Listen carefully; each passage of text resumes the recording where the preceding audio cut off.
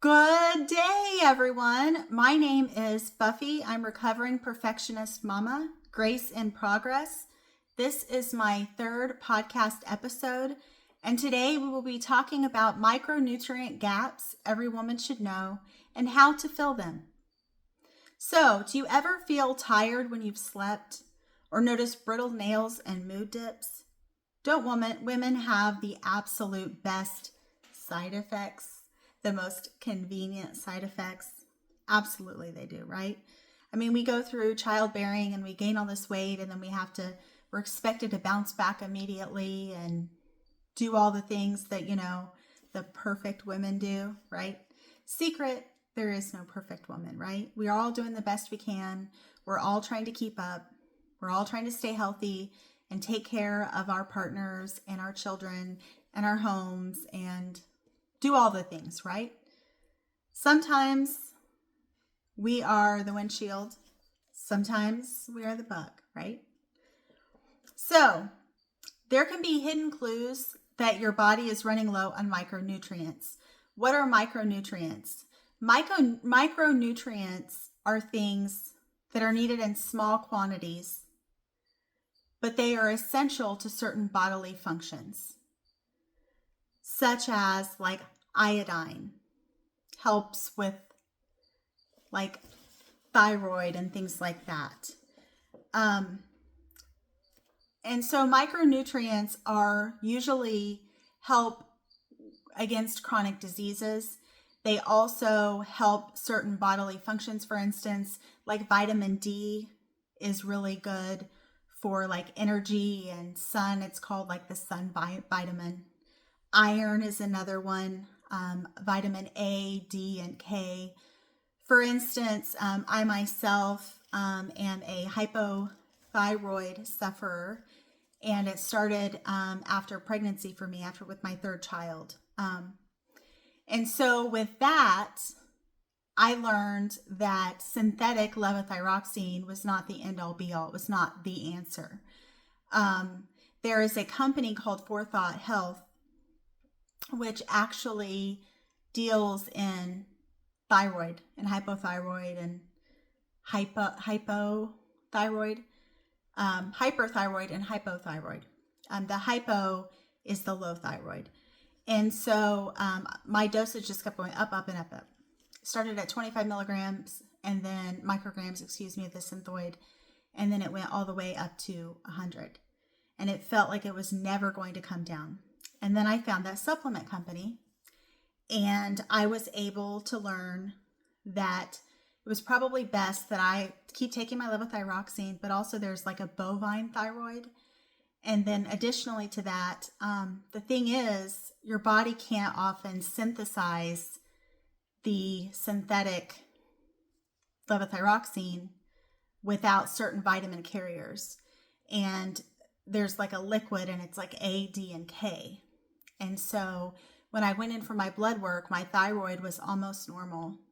And I credited it with those supplements. And I told my doctor what I was taking. And she said, well, ultimately the A, D, and K formula, it's not going to hurt you. You don't really need the K. But the A and D can also be helpful. And so that goes to show you that each thing has a different function. So the other thing too is women have special needs for micronutrients, especially during childbearing years, because as you know, bearing children, growing children, feeding children, all those things, especially, if you are a nursing mother, you have all those obligations and priorities and responsibilities. If that is something that you believe in, it's not shaming anyone who doesn't nurse their child or hasn't nursed their child. That is not the type of person that I am. This podcast is literally meant to try to create a community for women who want to be perfect, but are realistic and know that there is no such thing as a perfect woman, right? We're all doing the best that we can. We're all trying to figure life out, just like everyone does. And we have our own paths, and that's okay, right? So it's really important, during childbearing years, of course, because you're carrying a child, you have a passenger, and you need to make sure that they get certain nutrients.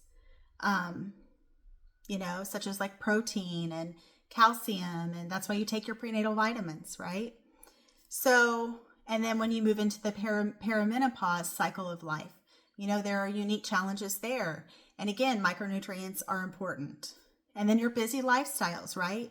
We are at a higher risk for deficiency. And I think the reason that we're a higher risk for deficiency is because women subscribe, or most women that I've met, subscribe to the adage, I will put my oxygen mask on after I've put on the oxygen mask for every person in my family who is dependent upon me. And then, and only then, will I then put my own oxygen mask on when I know that they are safe. I mean, God knew what he was doing when he created women, right? He knew that the maternal instinct would be very important and very strong. Not every woman has a maternal instinct, and that's fine. But if you have it, the mama bear. When you've, had to protect your kids and had no second thought, no blink before you stood up and you said, stop, right? Leave my child alone. And I know many of you have been there. So ultimately, let's talk about some core micronutrients and why they matter. So we are going to talk about, for every single micronutrient, we're going to talk about the role in their body, in our body, the signs of deficiency and the health risks, and the food sources and actionable tips you can take. So iron is a micronutrient. And the importance of iron is that it delivers oxygen to the cells. It supports energy and supports cognition, which is very important, right? I mean, if we don't have what we need, then our brain's off, right? Now, if you have a deficiency, you're most likely going to be experiencing fatigue, weakness, pale skin, restless legs, and lowered immunity. So the tips are to try to pair plant sources such as lentils and spinach with vitamin C rich foods to boost the absorption. Because it seems like without the vitamin C rich foods, the absorption won't be as great. And then also, if menstruating, you need to monitor your intake and consider an iron panel during annual checkups. How many of you just get anxious when you hear the words panel, panel, panel? And no, I'm not talking about decorating panel, right? I'm talking about when they pull out the needles and want to start getting blood from you. I'm a terrible stick and I just despise needles. I don't know if I'm alone in that, but man, break out in a cold sweat and I get really anxious. No, thank you. But it's a necessary evil, isn't it? The next vitamin you're probably more familiar with maybe than iron is the vitamin D, and it's called the sunshine vitamin, right? And so the importance of it is in helping bone density, and helping mood regulation, and helping immune defense. And if you're deficient in that, generally you could have some bone loss. You could have increased risk of fractures, as well as seasonal depression, which some of you may know, it's called SAD. And so that just comes from the lowered vitamin D levels. So what you can do to kind of help that a little bit is get 10 to 20 minutes of midday sun if possible. You need to add fatty fish, salmon, sardines, fortified plant milks. And then ask your doctor about a 25 OHD blood test and supplementation if it's necessary, right? So, and as with any of these tips, definitely seek out your doctor. I'm not a medical professional, nor do I claim to be. This is for information only, and maybe to jot down some ideas and talk to your doctor about some questions that you might have. Especially if you have a great doctor, they're going to talk to you about whatever you're concerned about. I've been lucky to actually find a good doctor, and she's very, very helpful and answers questions and gives me her time. And that is valuable in and of itself, because so many people are in a rush these days that they just want to get you in and out. And it's nice when you have a good doctor who actually respects you and listens to you and wants to help you. Magnesium is the next one. It is important for muscle relaxation, sleep quality, blood sugar, and then blood sugar regulation. So if you're deficient, You may experience muscle cramps, anxiety, insomnia, and PMS symptoms. So the tip on magnesium is to snack on pumpkin seeds or almonds, which I think are delicious. I don't know how many of you agree with that. And then also try an evening magnesium-rich calm drink or an Epsom bath salt. So I actually have been trying this Moon Brew. It's a magnesium drink that does not have melatonin, because I know a lot of people have some reactions to melatonin, and it essentially is something that you put a scoop in with like 4 to 6 grams or 4 to 6 ounces of a liquid of your choice, water, milk, cream, and you can froth it or stir it and take it 1 to 2 hours before bedtime. So just, an option there, especially if you're not really big into melatonin. It also has several essential vitamins as well. So, and so then calcium is also important. The importance of calcium are strong bones and teeth, nerve signaling, and heart rhythm. The deficiency can cause bone thinning, increased fracture risk, muscle spasms. You need to include dark leafy greens, fortified plant milks, yogurt, or kefir. And kefir is kind of one of those things that's supposed to kind of help balance gut health and such. You can find it like near the yogurt. It's, I think, much thicker than yogurt. I've also heard of a lot of people, I want to say it's called like Sky or something. It's Icelandic.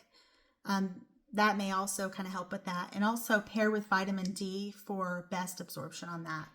And vitamin B12. It's also a complex vitamin because it is useful for red blood cell formation, neurological health, and energy metabolism. Going into the neurological health, I did have a relative, my grandmother. She had dementia, and she went through a period of time where she was deficient on vitamin B12, and it was like an immediate change. So if you have like an elderly family member and you all of a sudden notice like they're like confused and kind of disoriented, it could potentially be a vitamin B12 deficiency, which is very common in the elderly, just because, they're eating, they usually don't eat as much and things like that.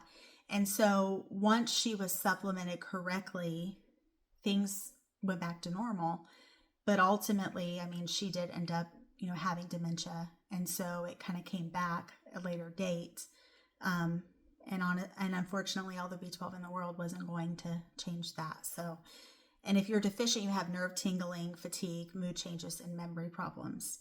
And so this B12 is essential for vegetarians and vegans. Choose fortified foods or a high quality B12 supplement. Folate is responsible for DNA synthesis, reproductive health, and supports pregnancy. If you're deficient, you may get anemia, you may get neural tube defects during pregnancy, mood disorders. Eat leafy greens, lentils, asparagus, citrus. Prenatal or women's multivitamin with methylated folate if you're pregnant or trying. There are people who have the MTHFR mutation. I actually do.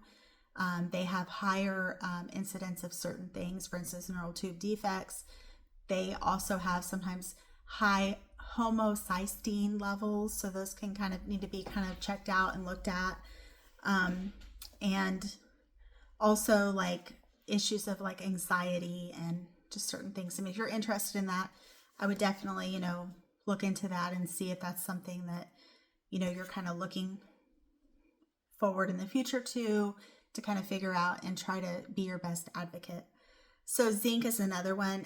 It is useful with immune function, wound healing, and hormone balance. A deficiency or frequent colds, hair loss, or delayed healing. Tips: add chickpeas, pumpkin seeds, or seafood like oysters. No, thank you to the oysters. You all can have my oysters. And then iodine. Iodine is important for thyroid hormone production, metabolism, and energy. And if you have the deficiency, oftentimes you'll have fatigue, weight changes, and a goiter. So thankful that I've never had a goiter, although I did have a relative that did have a goiter, and it had to, I believe, be removed. And then she had like some sort of thing where she had to have the synthetic thyroid like in a patch or something along those lines. So also a tip for that is using iodized salt, or add seaweed snacks in moderation. So let's talk now about lifestyle and the strategy here. Building a weekly nutrient rainbow is very important so that you get different versions of micronutrients that you may be lacking, trying to kind of balance the equation. That sounds fair, right? Just kind of rotate through things that you like, things that your kids like, things that your partner likes. And make sure in your grocery list you have greens, seeds, fish, fortified grains. And batch cooking is definitely a lifesaver. You know, spending about like 30 to 45 minutes of like making so many proteins, so many sides, so many veggies, so many, you know, things that your family eats, and kind of rotating through them, maybe having some freezer meals at certain times. I mean, it's so nice to be able to come home and be like, okay, what's for dinner? It doesn't matter. We already know what's for dinner because there's stuff in the freezer, or, you know, we can throw something together really soon. And so we can batch cook nutrient-dense meals such as soups, grain bowls, and smoothie packs if that's what you're into, or overnight oats, or juice. Some people like to juice. I don't know if you guys remember, there was a big phase. The chia seeds are good. The overnight chia seed pudding is really good. Also the mason jar salads. Do you remember those? I believe you put for my memory, you put a dressing on the bottom, and then you put all of the nutrients like the salads and maybe the seeds you like, and the vegetables you like, and the fruits you like. And then when you're ready to eat it, you flip it and shake it. It was like that old school McDonald's shaker cup. I don't know if you all remember that, or if I'm aging myself here, but I remember that. And also, don't be afraid to ask for lab work and personalization, so you know what is most important to you, for you, because you're the patient. Advocate for yourself, and be able to track symptoms in your nutrient intake for a simple food log app or an app. And definitely don't try to supplement on your own, because ultimately a lot of people are like, oh, well, I know what I need. I need this, I need A, B, C, and D. And sometimes we think we know what's best for ourselves, but ultimately we have to clear everything with our doctor. That is the smartest way to make sure that we're doing what we need to do, right? So definitely talk to your doctor and listen to her guidance or his guidance about checking on third-party tested supplements. Because, you know, the Food and Drug Administration, they do monitor some things, but there's other things that they may not monitor. And you want to be safe, and you want to be protected, and you want to be healthy. Also, food should always come first before you start supplementing with supplements. Because ultimately, whole food is the best medicine, right? So I'm going to invite you today to do a micronutrient audit this week. And I want you to pick one nutrient that you suspect you are low on.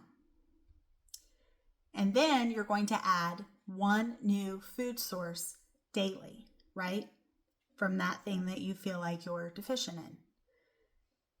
Also, I would encourage you to share your favorite nutrient-rich meals on social media with a branded hashtag, Micronutrient Glow, right? And you can share that on Recovering Perfectionist Mama on either Insta or TikTok or YouTube if you like. And I think I might even try the micronutrient thing, but I'm not sure really where to start. Probably, I don't know, iodine maybe? I don't know.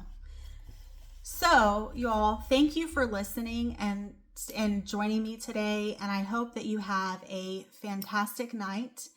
And I will be dropping another episode here soon. Great night. Bye-bye.